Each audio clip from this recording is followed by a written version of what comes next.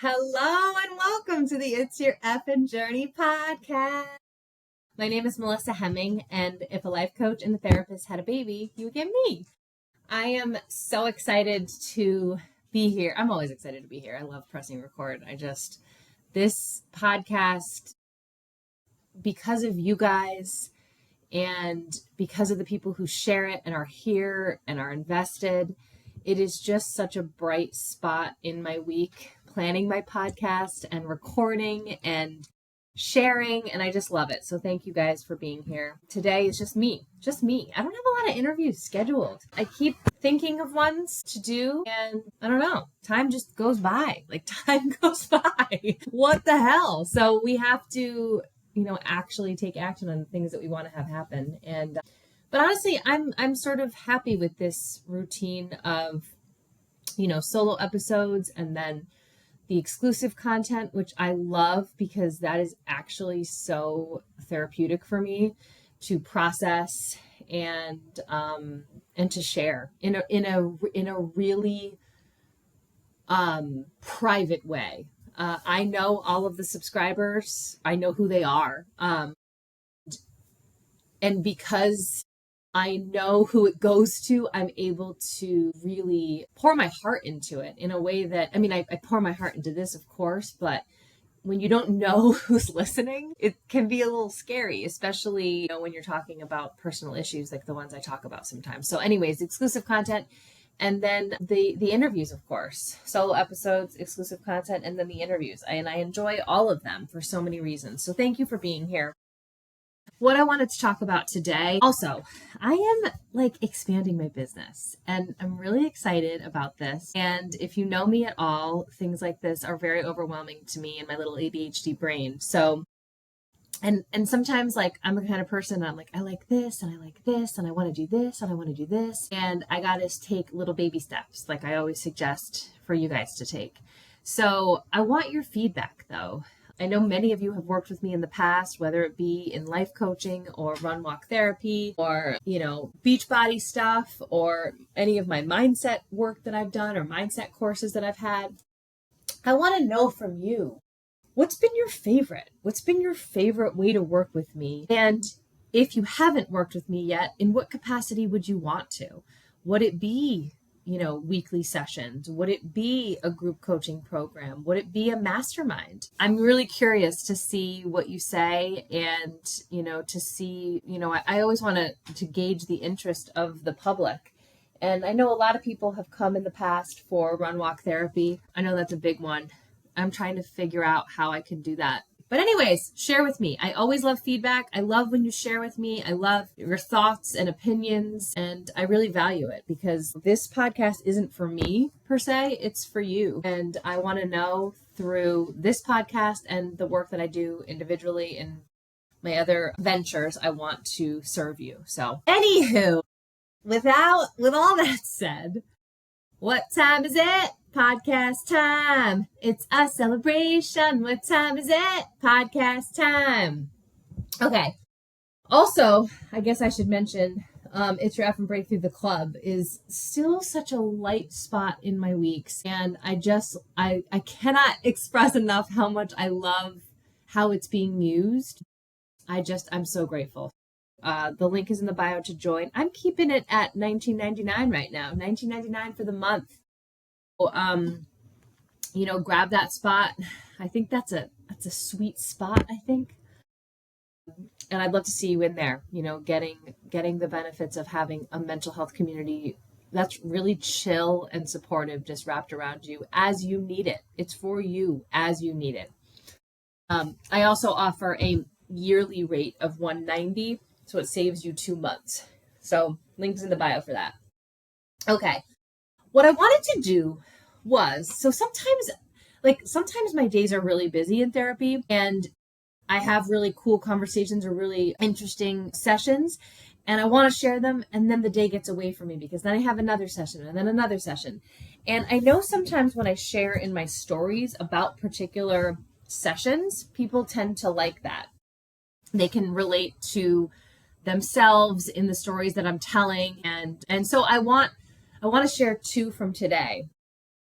There obviously, if you're not living under a rock or have your head in the sand like I often wish I did, this is a really scary time in America, and it's really hard to see the direction that the country is going. And in particular, I'm just going to talk today about women's rights. And since I would say the inauguration is when I really started paying attention to more about women's health and how understudied it is, and the long history that women have of gaining independence, getting the right to vote, getting the right to have their own credit cards, to buy their own houses. And I think in so many ways, I feel so naive to these struggles. I mean, I remember when I started running. So when I started running and I heard about Kathrine Switzer from the Boston Marathon, if you're not familiar, she was the first woman to run the marathon with a bib on, and woman to run the Boston Marathon with a bib on. And men tried to take it off of her on the Boston Marathon course. And there's a really famous photo of her friend defending her and pushing the guy aside. But, no one wanted women to run. They thought their uteruses would fall out, or we wouldn't be capable. And, she's a great example, not only of being capable, but also she was running as fast as those fucking guys were. But that was only in 1972. I believe that was 1972. And that always blew my mind that I was born in 1980. Only 8 years before that, women weren't running marathons. And I think when we put into perspective, and I know since the inauguration, a lot of graphics have shown about what women have gained access to. And I just think the women's health blows my mind. Perimenopause and menopause, and how doctors just don't know how to help us because we don't have enough science for women because everything is studied on men. And I think until you I always say when you know better, you do better. Yes, when you know better, you do better. And I feel like this feminism stuff has come into my life in sort of a way like the vegan stuff did. When I started learning about how animals are treated and how our bodies could potentially interact with eating animals, and also how eating animals impacts the environment. When I started learning about those things, I couldn't unlearn them. I couldn't unsee what I saw when I knew about how meats were often processed and made and whatever, all of that. I couldn't unsee that. I still can't unsee that.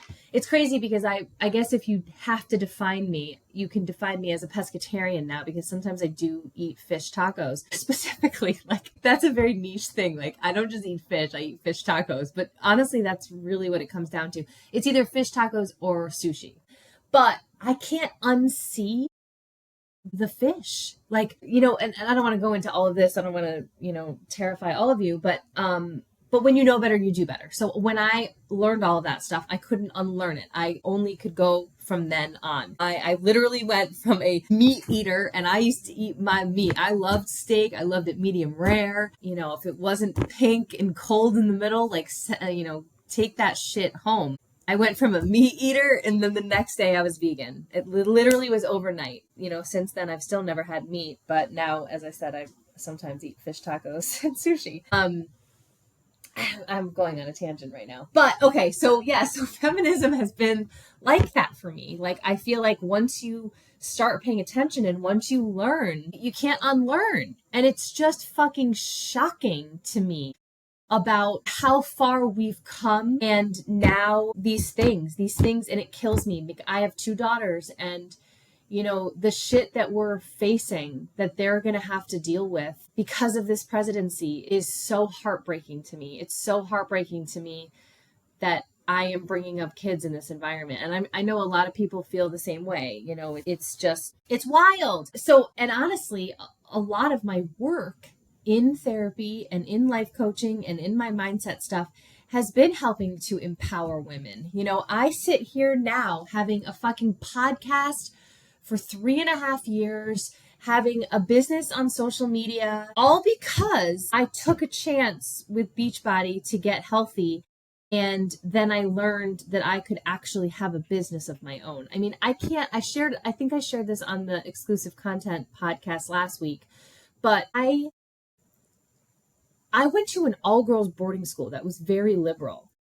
And I would always have considered myself to be very progressive, but I always believed that I would be taken care of by my husband and or my father. I always believed that. I don't know why, maybe because that's what I saw in my own home. I don't really know where those beliefs came from, but I just, like, if I thought about increasing my income, it was often like, when is he going to increase his income? I remember thinking that like in my marriage at one point, and that is mind blowing to me, that I didn't know that I could make an income. I didn't know that I could support myself. I didn't know. It was almost like, and everyone is doing the best that they can. I don't fault anyone for their care in my life. I am thankful, and I believe that everybody's doing the best with the tools and life experience that they have. But I do think in some ways I was sort of raised to not believe that about myself. And so when Beachbody came into my life, and it was something that I was good at, and I felt so good about the recognition that I got, and becoming confident and strong and learning to like myself, like those were things like I couldn't shut off. And through that, I was like, okay, I can make a business. I can run this business. I can make an income. Having that side hustle meant so much to me. And I would not be here now. I wouldn't have opened my run walk therapy practice. I wouldn't have, done any of these things that I've done. Create courses and be okay with falling on my face and failing, because I've failed so fucking much. It's ridiculous. And so through that, I just believe, and that's why I joined Shaklee in the beginning of the year, because I'm like, I need to offer women a chance to have the same experience that I had in an MLM, because the MLM changed my life. And it didn't end well, but I don't regret it for a second. Not from the friendships I've made, the community that I built, and the confidence that I have. Like, I mean, it just blows my mind. And so, but I do realize as I sit here, I am the outlier. I know a lot of women don't have the confidence that I have. I know a lot of women doubt themselves and their abilities. And I know that can be from a slew of reasons. That can be from their own families. That can be from their own marriages. That can be from society. And I just, like, those women who are like either on the brink of finding this confidence, or just starting to understand the hold that these things may have in their life. I don't want what's happening in our country to reverse women. I want you to question the relationships that you're in and the messages that you're hearing. And I want you to really decide for yourself, do the people in your life want to see you succeed, or do they benefit from you serving in the role that you've been serving for so long? And I don't know. I mean, I feel so lucky and grateful that I got out of my marriage, or at least separated from my husband when I did, just because it really means a lot to me, at least in this climate, that my girls and my kids see me as a strong and independent and financially capable woman. And I mean, financially capable, let's put that in quotes, and let's like, don't overdo it, anyone, on what that means. But I pay my fucking bills, I pay my bills. Maybe not the garbage one sometimes, but I pay my bills. So anyways, that's important to me. And I just want you to pay attention to the messages that your daughters are hearing. And I want, if you're not on a personal growth journey, or you are not committed to your mental health and managing your stress and gaining confidence and setting boundaries and all of these things that we talk about week after week after week here, I want you to start working on that for yourself, because it does make a difference, and your girls are watching, and the stronger that you can be now, the better. I cannot stress this enough. My days are getting, it's so much to hear of what's happening in the world and our country. And it's hard for me as a therapist to then hear it in session after session after session about how this is impacting people. So you got to take care of yourself. And that's why, like, you'll see me. I plan my days so that I have hours to take care of myself. I know that a lot of people don't have that. You have a more rigid schedule. And I want you that if you have a more rigid schedule, please don't look at it as like, I can't do that. You may just have to make sacrifices. I do make sacrifices and always have to prioritize my mental health and my physical health. So whether that's waking up a little or going to bed earlier so that you can wake up earlier to get your workout in, or maybe that is, staying up, doing it after work or doing your workout instead of sitting on the couch. You may have to make sacrifices to get it done, but it's just so important that you do. So I'm really like on a tangent, like what is happening? So I didn't even talk about any clients yet. Okay. So one client today, I had two like really important ones that sort of fit this theme of women. One of them is an older woman. She's still working. She's like in her late 60s, and she doesn't have kids. And this is interesting to me because I feel like sometimes, like, I think if it wasn't for my kids, my marriage would have ended a long time ago. I'm probably sure of it. Like I think one of the reasons women stay in their marriages, even if it's not serving them, is because they don't want to break up the family. They don't want to hurt their kids. Oh no, Declan needs me to cash app him money at his soccer game. I'm so sorry. I would never fucking do this in the middle of a podcast, but like, he's not bothering me either. If you have kids, you get it. So, and now I totally forgot what I was saying. Okay. So, I totally forgot what I was saying. No, Declan ruined the podcast. Okay. Well, this is what I was saying. Okay. So I think when sometimes the not having kids or having kids, you don't want to break up the family. You don't want to hurt your kids. Like, so you stay in the marriage, right? This woman has never had kids. She's childless by choice. I just high-five the air if you are listening and not watching. But even though she doesn't have kids, she said to me in session today that she feels like she is not living her own life. She feels like she has never lived her own life since she got married. And I'm like, dude, you have got to live your fucking life. And this came up because in a couple weeks, she's going on vacation. They're not going anywhere, her and her husband, but they are staying local. And she was like saying that she found this like hotel on the beach. And she's like, it would be so nice to go stay at this hotel all by myself, have a nice dinner, go up to the room, read my book, have a glass of wine, and then just pass out in the bed and, just sleep all night, whatever. And I was like, then go do that. And she's like, oh no, I could never. He would never allow that. This is a grown ass woman telling me, no, I can't do that. He won't let me. And I'm like, absolutely fucking not. You make the decisions of your own life. You said to me today, you feel like you're not living your own life. This is one step in living your own life. You don't ask for permission. You tell him, this is what I need for me. It'd be great if you could support me, but I'm not owning your feelings if you don't. And she was like, oh, really? Like, yeah. And because she was like, she said to me, don't you ever just want that? And I said, yeah. And when I want it, I go do it. And she was like, really? And I was like, yeah, no one tells me what to do. No one is ever going to tell me what to do. Never again. Never again. Like, never. That's why when I say I don't want a relationship, like, maybe if people hadn't taken advantage of that before, or maybe I shouldn't even blame it on other people. It's a me thing. It's always been about me and how these decisions that I make impact other people. And I still do it.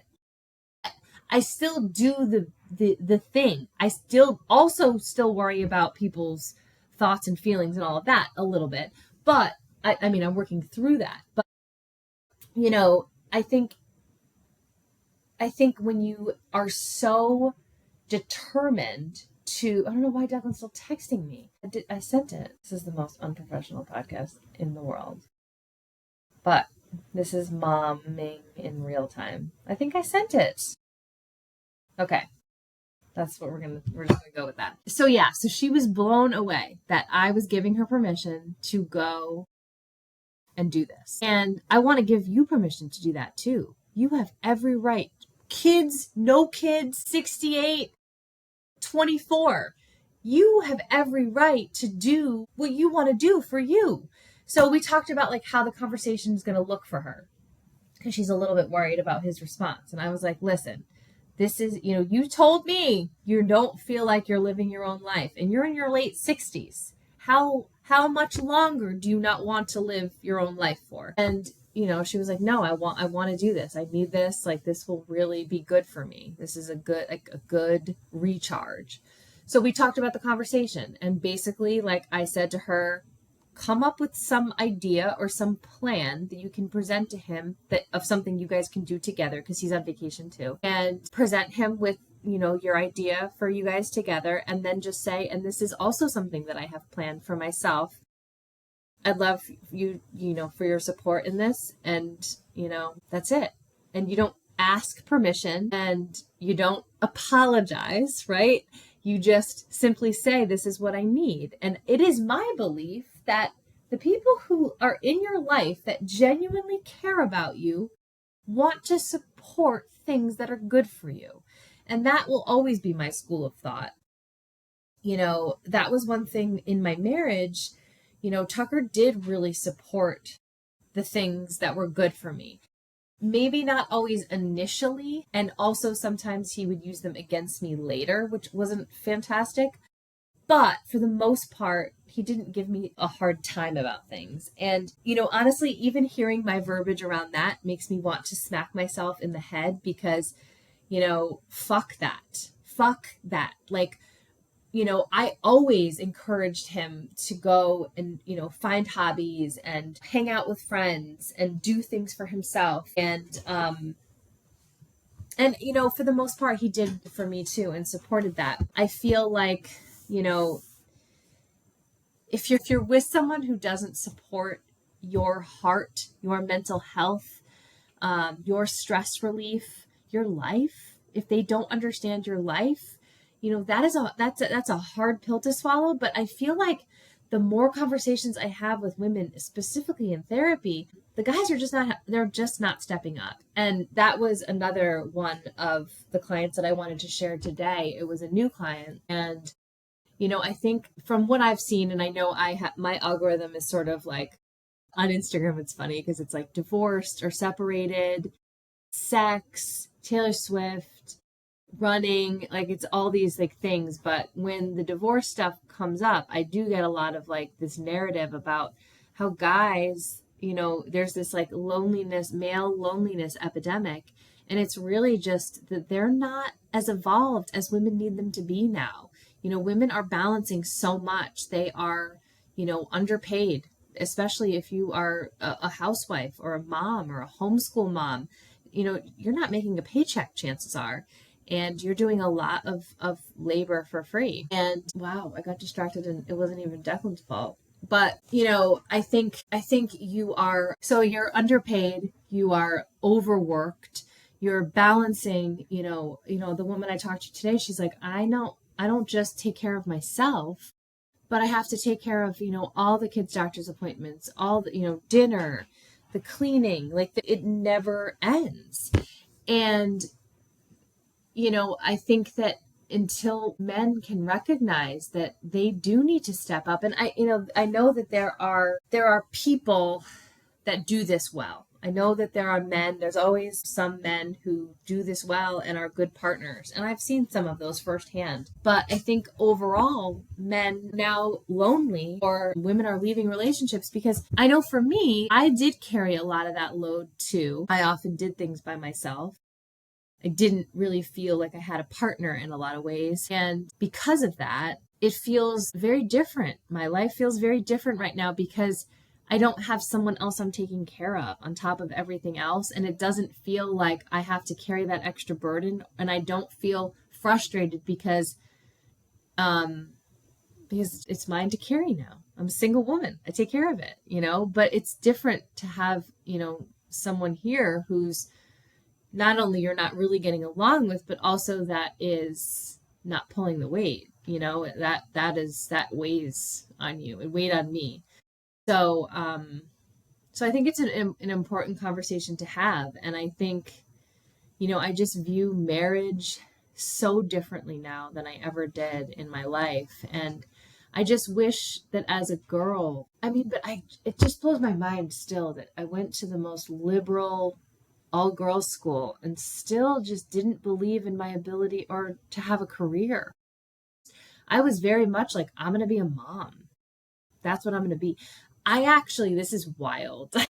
Not a lot of people know this because it was a time in my life that, was crazy, but I had gotten married. This is so insane. I got married in 2002. I was 22. And I think, so that was October 5th. October 5th. I don't know when it was, right around there. I quit my job. I wasn't pregnant. I just decided to quit my job because I was married. Like, that is so fucking crazy. Like, I just don't even know, first of all, what I was thinking or how I thought we'd be able to support ourselves, because I was, probably very similar to my financial brain. No, I've improved way lots. Way lots. But yeah, so that's crazy. I quit my job because I got married. And then I think it was like a couple months later, I was like, oh, we need money. Like, I'm going to go back to work. And then not long after, Kaylin, in progress. Invisible Women by Carolyn something. Caroline, Invisible Women. It's really informative and,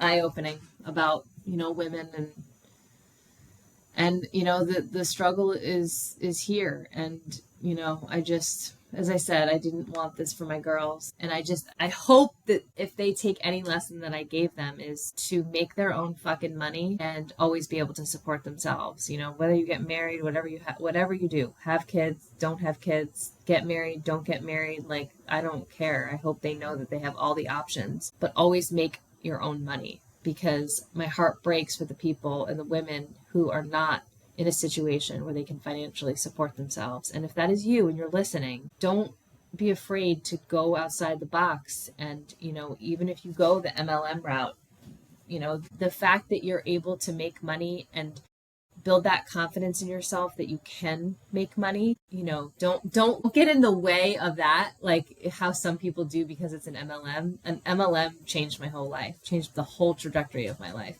So if it's a small step like that, because it's such a low investment, which is why MLMs are so desirable, do it. Do it. Don't be afraid, because good things can happen. And there's always hope, right? We have each other. And I think that the more authentic you are with the friends that you have in your life, the more open you are to make new friends in your life, to let other friends go, let new in, all of these things matter, and we have each other. So, and if you need some extra support, there's Betty, but join the club. All right, guys, thank you so much for being here. I love you. I appreciate your support. If you enjoyed this episode, send it to a friend or take a screenshot and share it in your stories and tag me. I would love to show it off. Thank you, guys. Bye. See you soon.